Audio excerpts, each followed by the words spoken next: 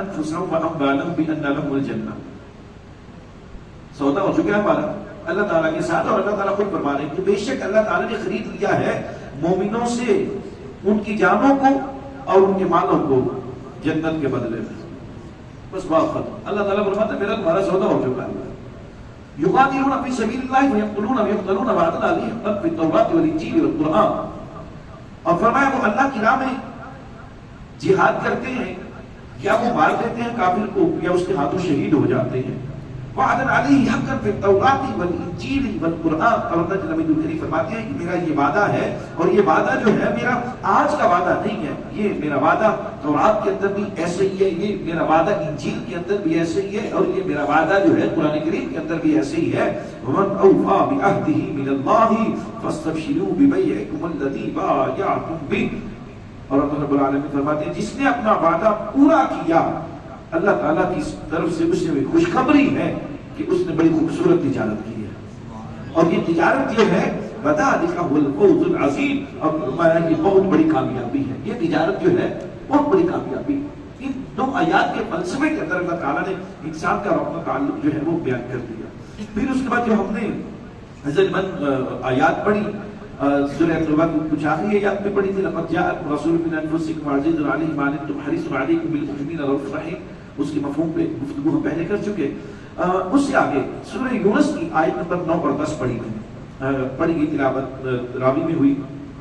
ان کا مفہوم بھی پہلی آیات سے ملتا جلتا ہے لیکن کمال کا مفہوم ہے. ان الذین آمنوا، بے شک وہ لوگ جو ایمان لے کر آئے، وعملوا الصالحات، اور اچھے عمل کیے، یہدیہم ربہم بایمانہم، ان کا رب ان کے ایمان کے سبب ان کو ہدایت دینے والا ہے. اب اگلے لفظ میں بولوں گا، یہ سننے سے زیادہ آپ نے تصور کرنا ہے، لطف آ جائے گا. تجری من تحتہم الانہار فی جنات النعیم. فرمایا کہ بہت اعلیٰ جنتوں میں ہوں گے، انعامات والی جنتوں میں ہوں گے، اور ان کے نیچے سے نہریں گزر رہی ہوں گی. فرمایا ان کے نیچے سے نہریں گزر رہی ہوں گی. یہ اللہ رب العالمین نے ایک اور انداز سے جنت کا ایک کنسیپٹ جو ہے، تصور جو ہے، وہاں جنت کا جو ایک منظر ہے اللہ تعالیٰ نے اس کو بیان کیا کہ ایسی میں تمہیں رہائشیں دوں گا جنت کے اندر، ایسی رہائشیں دوں گا کہ ان کے نیچے سے نہریں جاری ہوں گی. یہ اس مقام پر رب العالمین بیان فرما رہے ہیں. فرمایا دعواہم فیہا سبحانک اللہم وتحیتہم فیہا سلام. اور ان کا وہاں پر پکارنے کا انداز پتہ کیا ہوگا؟ وہاں پر پھر جب مومنین کو یہ رہائش ملے گی، ایسی جنتیوں کو ایسی رہائش ملے گی، ایسے مکانات جب ملیں گے، ایسے جب ولاس ملیں گے ان کو وہاں پر جنت کے اندر، تو پھر یہ کہیں گے سبحانک اللہم وبحمدک، اللہ تیرے لیے حمد ہے، تیرے لیے ثنا ہے، تیرے لیے تعریف ہے. وتحیتہم فیہا سلام. اور پھر یہ کہیں گے سلامتی سلامتی. یعنی اہل جنت کا یہ جو کلام ہے، جنت میں سب سے زیادہ جو کلام کیا جائے گا، سب سے زیادہ جو کلام کیا جائے گا وہ لفظ سلام کے ساتھ ہے. سورہ الاحزاب میں فرمایا لفظ سلام کے ساتھ ہے. اس لیے سورہ الاحزاب میں بھی فرمایا تحیتہم یوم یلقونہ سلام وأعد لهم اجرا کریما.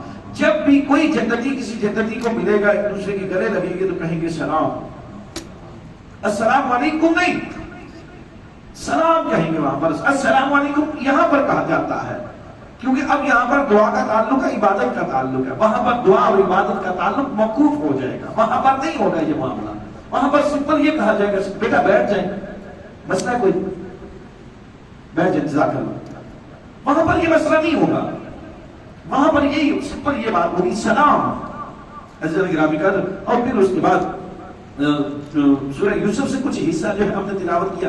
ایک بات کے اوپر بات کرتے ہیں اور مکمل کر دیتے ہیں بات. اور وہ بات جو ہے میں آپ نے اگر غور کیا ہو، جو احباب ہر جمعہ میں سورہ الکہف پڑھتے ہیں تو ان کو اندازہ ہو گیا ہوگا کہ سورہ الکہف کی پہلی 10 آیات بھی میں نے تلاوت کی، اور سورہ الکہف کی آخری 3 آیات جو ہے وہ بھی تلاوت کی. اور کمال ہے اور صحیح حدیث ہے، سرکار ارشاد فرماتے ہیں جس شخص کے سینے میں سورہ الکہف کی ابتدائی 10 آیات محفوظ ہوں گی، جس کو یاد ہوگی، وہ دجال کی فتنے سے محفوظ رہے گا. یہ اتنی کمال کی چیز ہے سورہ الکہف کی ابتدائی آیات. اور اس میں جو آیت نمبر 10 جہاں پر مکمل ہوتی ہے نا، وہ بھی حد ہے، یعنی خود سپردگی کا معاملہ ہے. بندہ کہتا ہے ربنا آتنا من لدنک رحمہ، مالک اپنے پاس سے ہمیں رحمت عطا کر دے.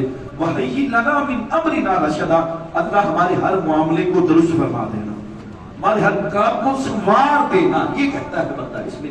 سورہ الکہف کی آیت نمبر 10، کوشش کریں کہ 10 آیات یاد ہو جائیں، 10 آیات نہ بھی یاد ہونا تو دعا کے طور پر یہ جو حصہ ہے نا یہ ضرور عزیزان گرامی قدر یاد رکھیے۔ اور پھر اس کے بعد جو سورہ الاحزاب سورہ الکہف کی آخری آیات جو پڑھی گئی اس میں ایک آیت کا میں ترجمہ عرض کرنا چاہوں گا ضرور لطف لینے کے لیے۔ آیت نمبر ہے 109، فرمایا قُلْ لَوْ كَانَ الْبَحْرُ، فرما دیجئے کہ اگر ہو جائیں سمندر مِدَادًا لِكَلِمَاتِ رَبِّي، میرے رب کے لیے لکھنے کے لیے، اس کے کلمات کے لکھنے کے لیے اگر وہ سارے سیاہی بن جائیں، لَنَفِدَ الْبَحْرُ قَبْلَ أَن تَنفَدَ كَلِمَاتُ رَبِّي وَلَوْ جِئْنَا بِمِثْلِهِ مَدَدًا، سمندر گبل کر بھی رب العالمین کی صفت و ثنا بیان کریں اور اتنے سمندر دنیا میں اور آ جائیں، اللہ کی شان بیان نہیں ہو سکتے۔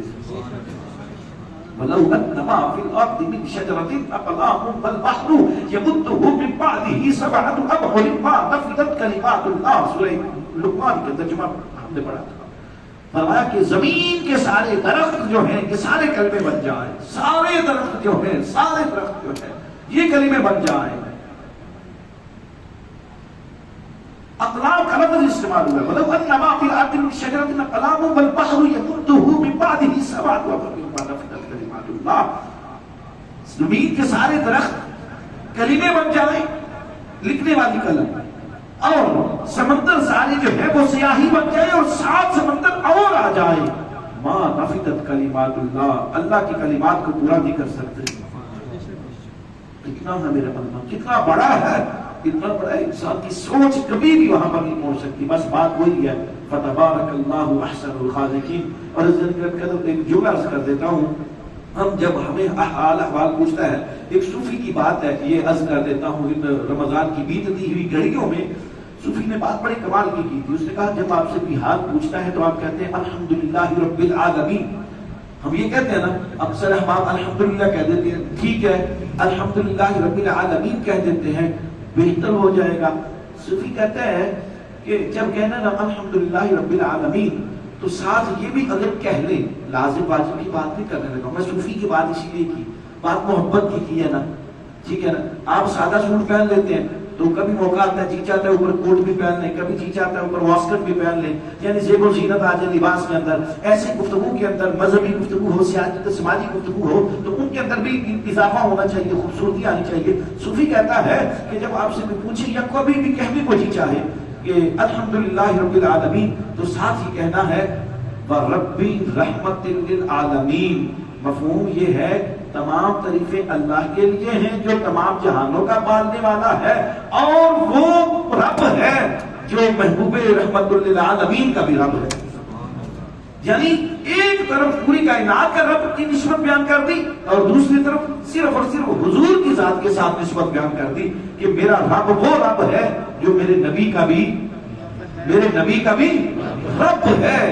الحمدللہ رب العالمین و ربی رحمت للعالمین۔ عزیزان گرامی قدر، دعا یہ فرمایا کریں کہ اللہ تعالی ہمیں دین و دنیا کی برکات عطا فرمائے، آمین۔ واخر دعوانا